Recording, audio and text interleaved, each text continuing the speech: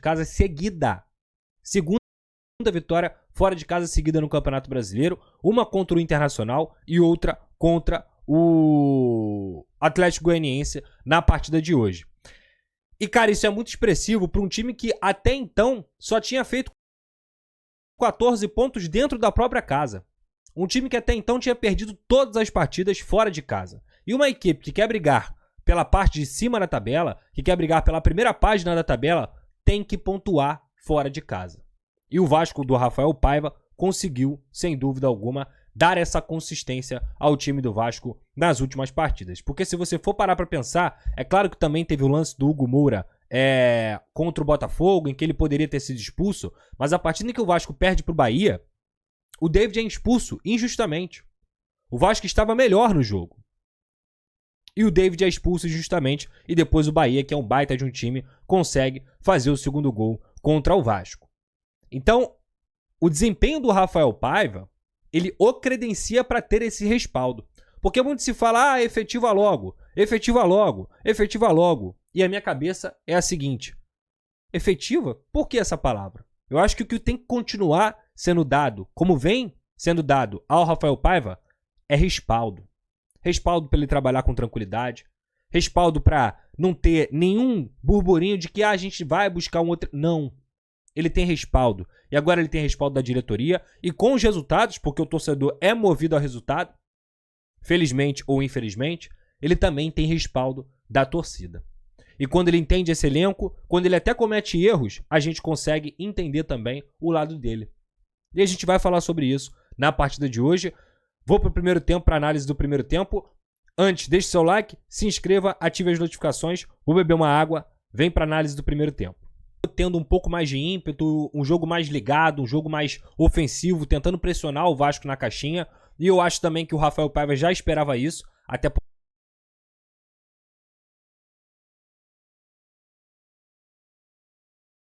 que tem essa característica, Jair Ventura não, perdão, pelo Wagner Mancini, que tem essa característica de pressionar lá na frente. Então o Vasco, eu pensei que o Vasco ia ter um pouquinho mais de dificuldade por mais tempo no primeiro tempo. Mas a verdade é que não. As linhas baixas do Vasco e a boa partida do Maicon e do Léo, elas foram importantes também para o Vasco conter a pressão na bola aérea. Sem contar as excelentes partidas de Lucas Piton e Paulo Henrique nas laterais, porque o Atlético Goianiense tentava construir por lá e o Lucas Piton e o Paulo Henrique se anteciparam praticamente em todas as bolas. É impressionante como esses dois jogadores têm sido forças cruciais para o Vasco da Gama. E eu acho que é uma característica que já vinha desde o ano passado. O Paulo Henrique e o Lucas Piton, eles fizeram um segundo semestre de Campeonato Brasileiro em 2023, que foi muito bom. É inevitável a gente lembrar que eles foram válvulas de escapes importantes e, na minha opinião, o Lucas Piton, inclusive, foi o melhor lateral esquerdo do brasileiro do ano de 2023. Mas eu acho que o que já era bom tá melhor. Tá melhor. O Lucas Piton tá jogando mais bola do que ele jogou naquela época. O Lucas Piton, ele tá mais confiante. Ele tá construindo por dentro, ele tá construindo por fora, ele tá conseguindo cruzar, ele tá tendo mais lucidez do que ele faz em campo. E defensivamente, ele evoluiu. E a gente tem que lembrar, porque não parece, mas tem que lembrar que o Lucas Piton é um jogador de 23 para 24 anos. Então ele ainda está numa fase de evolução. E é impressionante como esse cara tem jogado bola com a camisa do Vasco. O mesmo eu coloco para o Paulo Henrique. A partida defensiva que o Paulo Henrique fez hoje é uma coisa impressionante. É bizarro. Ele não perdeu praticamente nenhuma bola. Se é que ele perdeu alguma bola. É assustador a força física, a noção de espaço, a potência, a velocidade para poder, inclusive depois que rouba, conseguir levar até o campo de ataque. O Paulo Henrique, ele ainda peca um pouco nessa parte do cruzamento, nessa parte do passe final, mas é muito bizarro como eles têm melhorado, como eles são partes cruciais do time do Vasco da Gama hoje. E hoje ambos fizeram partidas ofensivamente e defensivamente muito boas. O Paulo Henrique melhor do que o Lucas Piton na defesa e o Lucas Piton melhor do que o Paulo Henrique no ataque, mas foi um complemento. Eu daria nota 9, nota 9,5 para as partidas que eles fizeram hoje. E aí você pega um Hugo Moura também, que tem dado muito essa pressão, junto com o Matheus Cocão, melhorou o problema que o Vasco tinha na entrada da área, e o Vasco começou a ganhar campo, a ter um Adson participando da saída de bola. O David no primeiro tempo fez uma partida bem abaixo do esperado, bem ruim, só que, diferentemente, na minha visão, do que aconteceu em São Januário contra o Corinthians, o Praxedes mudou o posicionamento dele no sentido de a função que ele estava fazendo era a mesma, mas ele parou de se afundar junto com o Verratti, e se eu fosse para chutar, eu chutaria que isso foi orientado. Ele participou muito mais das jogadas como um camisa 10, ele saiu da área, ele dava opção pro meio campo, ele conseguia fazer as transições. A partida que o Praxedes fez hoje, se ele mantivesse uma regularidade assim, ele seria um cara tranquilamente para estar dentro do elenco do Vasco da Gama e participar do elenco do Vasco da Gama. Porque até mesmo para ele, a partida dele foi muito acima da média. Para ele, foi muito acima da média. Ele fez um bom jogo hoje, tá? O Praxedes. E é um cara que claramente não me agrada. Não me agrada. Eu não sou... Não vou ficar aqui mentindo pra vocês. É o tipo de jogador que eu talvez não teria no meu time. Eu jamais escolheria pra ter no meu time. Agora, ignorar o que ele fez hoje seria de uma desonestidade imensa da minha parte. Ele jogou muito bem. E isso é mérito do Rafael Paiva. Porque ele conseguiu dar uma dinâmica pro meio campo do Vasco que era necessária. Mas por quê? Porque o Praxedes apareceu. Porque o Praxedes se movimentou. Porque o Praxedes apareceu pra jogar. E ele conseguiu dar outra dinâmica sem ficar afundado com o Verratti, tá? Então a melhor chance do Vasco no primeiro tempo foi justamente em duas jogadas que, teoricamente, eram as chances do Vasco sair vencedor. Primeiro, o David conseguiu acionar o Adson na direita e o Adson achou o Verratti num belíssimo passe. Naquele lance ali do pênalti, eu vou ser muito honesto, eu não consigo... imaginar que o Verratti, que pra mim é o melhor cabeceador do futebol brasileiro e talvez do futebol sul-americano, iria trocar uma cabeçada livre, porque ele estava livre, um momento onde ele poderia finalizar diretamente pro gol, e ele é um especialista nisso, por um pênalti que ele fosse simular. Então, pra mim, ocorreu o puxão, mesmo não sendo um puxão assintoso, pra mim esse puxão, ele é passível do pênalti, ele tem elementos ali pra dar o pênalti, pra mim foi bem marcado, mesmo com todo o atraso do VAR e tudo mais. Depois, o Verratti perdeu, já é o segundo pênalti que o Verratti perde no Campeonato Brasileiro e a gente lamenta sempre isso, mas o Verratti tem muito crédito com tudo que ele faz pelo Vasco da Gama, então não tem por que a gente ficar destacando esse ponto negativo. Pode-se até discutir se com a chegada do Felipe Coutinho, que é um bom batedor de pênalti, ele não deveria assumir essa posição. Acredito que sim, acredito que o Felipe deveria assumir essa posição do Verratti na batida de pênalti. Mas o Verratti também não é um mau batedor de pênalti, não é porque ele perdeu 2 pênaltis que ele desaprendeu, muito pelo contrário. Então, depois ocorreu a jogada do impedimento dele, que eu acho um absurdo você não ter, não imediatamente, talvez, o ideal seria imediatamente, mas o lance seguinte, ele já tem que ser mostrado que o impedimento foi marcado e por que ele foi marcado. Cara, demoraram 8 minutos. 8 minutos para mostrar o lance do impedimento. E aí, um campeonato que já tem muitas contestações, que tem teorias da conspiração, que tem muitos erros inegáveis, que é uma falência no quesito arbitragem para mim, ele tem que ter a lisura de mostrar para o seu público o que está acontecendo. Ele tem que ter a lisura. Tem que ser mais rápido nesse sentido. Isso aí, para mim, deveria estar no protocolo do VAR, inclusive. Não tem como você anular um gol, passar 8 minutos e aí você justificar para quem tá assistindo em casa que esse gol foi anulado por motivo X, por motivo Y. E eu não tô nem entrando aqui na discussão de se estava impedido ou não. Eu acho que estava impedido. Acho que a câmera acaba sendo bem cristalina na questão do impedimento. Mas deveria ter um pouco mais de rapidez nesse sentido para a lisura do campeonato, digamos assim. Depois o Vasco continuou criando oportunidades, teve uma com o David, teve uma com o Praxedes, teve outra com o Lucas Piton entrando pela esquerda, mas acabou o primeiro tempo 0-0, achei até que o Vasco poderia ter tido um placar já de vencer. Agora é por uma quebra de tabu, mais um, né? Você nessa passagem, vencendo o Corinthians depois de quase 14 anos, o Vasco conseguiu através do seu comando e agora chegou à 4ª vitória consecutiva que não acontecia desde 2012. Quero que você fale sobre isso no sentido de que o Vasco agora é o 9º colocado, já começa de fato a olhar para cima e não para baixo, Então, o que representa para você, para o Vasco, essa quebra de tabu? E também se falar sobre o jogo, o que você achou do jogo, a atuação do Vasco. Muito obrigado. Boa noite. Sobre o tabu, acho que pra gente é o menos importante agora, né? Muito satisfeito pelo como a equipe está rendendo, né? O que ela está jogando, o que ela está evoluindo, o que ela está tentando deixar dentro de campo. E para mim isso é mais importante, né? Os tabus são legais aí pra gente conversar e debater, mas o determinante é a forma como a equipe está jogando, como respondeu no jogo de hoje.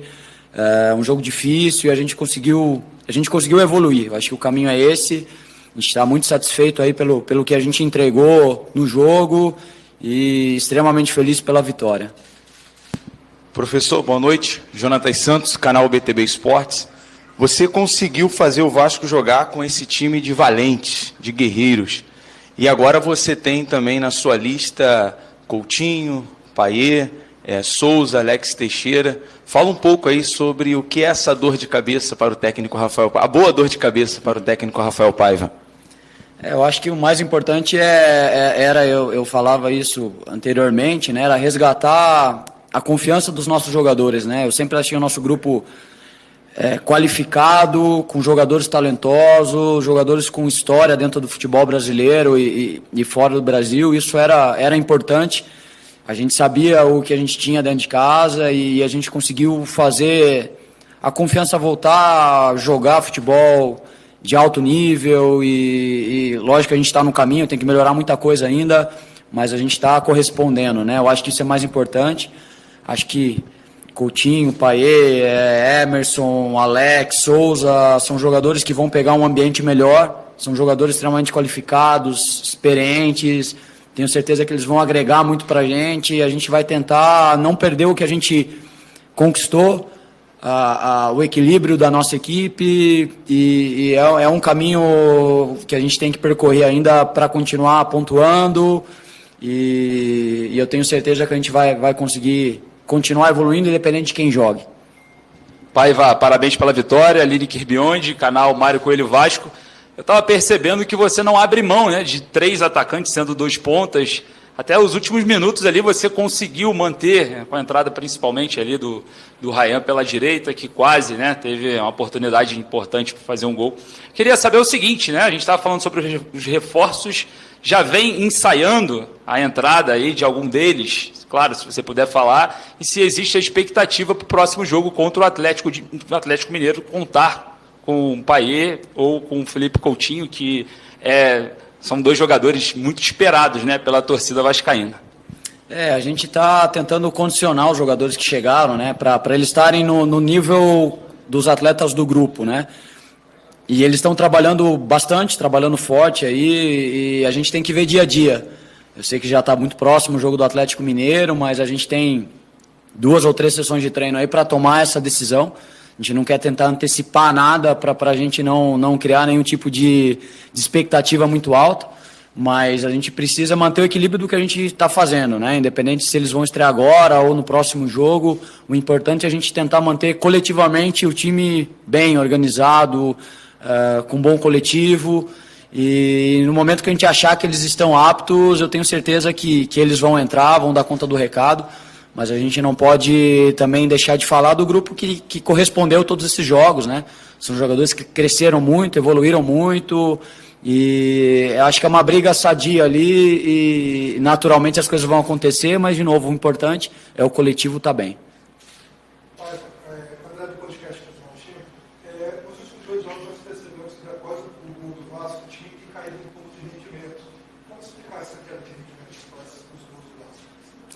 Eu acho que é mais o ímpeto da equipe que, quando está perdendo, ela se atira mais no ataque, né? Eu acho que falta um pouquinho da gente tentar controlar mais com a posse de bola, isso a gente tem falado para os atletas, né? Tentar manter a bola, tentar buscar o segundo gol com o controle do jogo, né? A ideia é sempre essa, mas o adversário que está perdendo, ele se lança mais ao ataque, né? Tanto que a gente teve opções de transição, de contra-ataque até 2-1, né? Então, acho que é natural do adversário sair mais para o jogo, povoar mais o ataque, né? Ter mais jogadores contra a nossa defesa. Então acho que é natural do jogo. Mas o que dá para a gente evoluir talvez é um controle de bola, tentar buscar o segundo gol sofrendo um pouco menos, mas eu acho que é natural, de característica de qualquer jogo. Hoje o Vasco, pela terceira vez na era dos pontos corridos, obteve 4 vitórias seguidas. Veio reforços importantes. É uma arrancada que o Vasco precisava para pegar lá em cima, diferentemente de anos anteriores? Sem dúvida, é um campeonato dificílimo, né? O brasileiro da Série A é um campeonato que tem muita equipe qualificada, todo jogo é uma decisão e a gente precisa pontuar. A gente falou que a gente precisa pontuar todos os jogos, a gente vai em busca da vitória em todos os jogos, e essa arrancada, ela tranquiliza a nossa semana, o nosso dia a dia, mas a gente quer muito mais, a gente sabe que a gente precisa buscar mais, a gente precisa evoluir mais. Os jogadores que chegaram, eu tenho certeza que vão qualificar ainda mais o nosso grupo, e a gente vai em busca de vencer sempre. Espero agora buscar a próxima vitória. A gente sabe que em algum momento pode acontecer um jogo que as coisas não deem certo, mas o importante é a gente estar evoluindo coletivamente, como equipe, os jogadores evoluindo, a gente ter mais jogadores à disposição, e eu acho que a gente está no caminho aí. Boa noite, pai. É isso aí, torcida vascaína, vocês acompanharam aí a coletiva do Rafael Paiva. Que vitória novamente, o Vasco dá show, vence de 1-0 fora de casa. E assim, ó, uma salva de palmas aí pro Rafael Paiva. Lembrando que o Vasco não vence não tem 4 vitórias consecutivas desde 2012, se eu não me engano. Rafael Paiva veio para quebrar tudo isso. O Vasco tá jogando muita bola, tá merecendo demais, cara, uma vaguinha na Libertadores. Já podemos até pensar nisso. Agora, com a chegada do Coutinho, vamos pensar mais em Libertadores, pensar na parte de cima da tabela, porque até esta última rodada aí, né, dá para pensar assim, ó, vamos manter os pés no chão. O Vasco acabou de sair da zona do rebaixamento, então vamos manter os pés no chão. Mas agora já são 4 vitórias consecutivas, pessoal, 4. E o Vasco cada vez mais jogando com mais confiança. É um time que mudou, né, da água para o vinho. Como falou o Pedrosa ali, o Rafael Paiva está de parabéns com o que ele vem fazendo no Vasco da Gama. Lembrando que não tem reforços, né? Ele ainda não está jogando com todos os reforços. Ele está jogando praticamente com o mesmo time que Ramon Dias jogava, que Álvaro Pacheco jogava, e está fazendo esse excelente trabalho. É isso aí, torcedor vascaíno. Agradeço pela companhia. Até o próximo conteúdo.